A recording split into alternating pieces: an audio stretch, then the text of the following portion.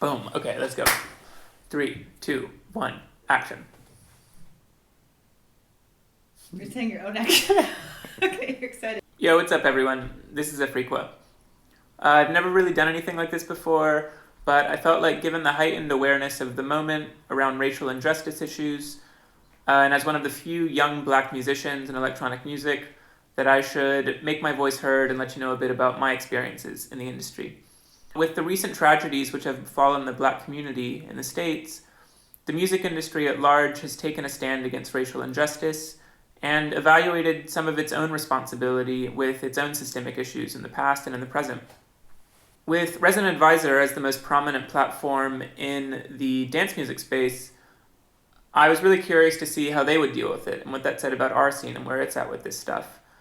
And I have to be honest that from my own personal experience with them, I think that they're full of shit.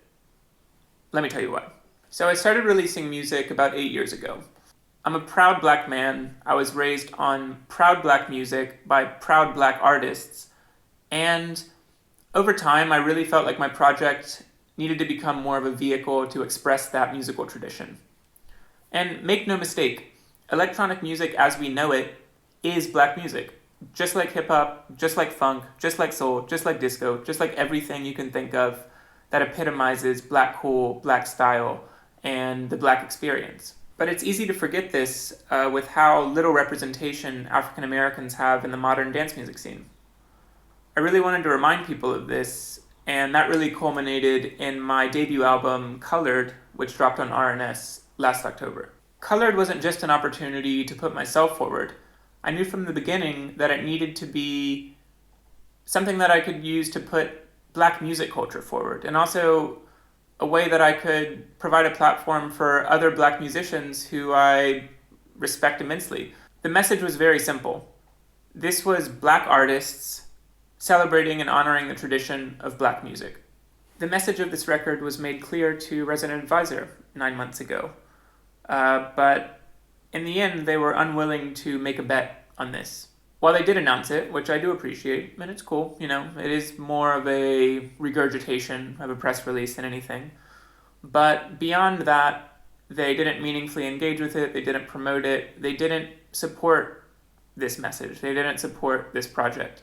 It's not a risk to support black artists right now. In fact, you can't not do it right now, given the climate. But Resident Advisor, when given opportunities to support black artists, in my case, and in the case of others, has often taken a pass when it counts the most. And now they want to act like this is somehow revelatory to them, like they just discovered that the music they've been selling for the past 10 years came from the black community. This is what exploitation is in the music business. It's corporations paying the minimum necessary dues to the black music's origins so they can continue selling it guilt-free. Resident Advisor tries to mask this fact with all of its wokeness in an editorial capacity, but the reality is this. What black artists need is not editorial. You can't empower us verbally. We need to be empowered economically.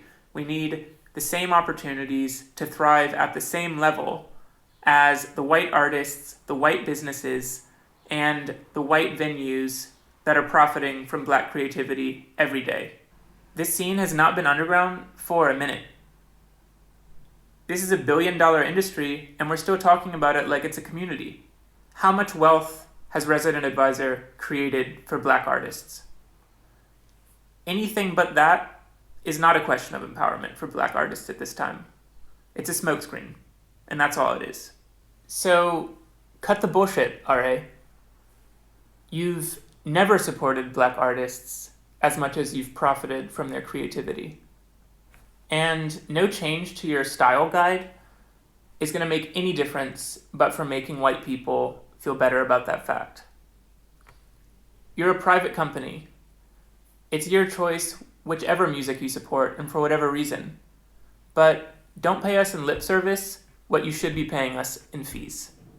It's time for a new normal defined by black artists benefiting from an industry which was built on their creativity. So keep supporting great black music stay safe, stay positive, and don't believe the hype.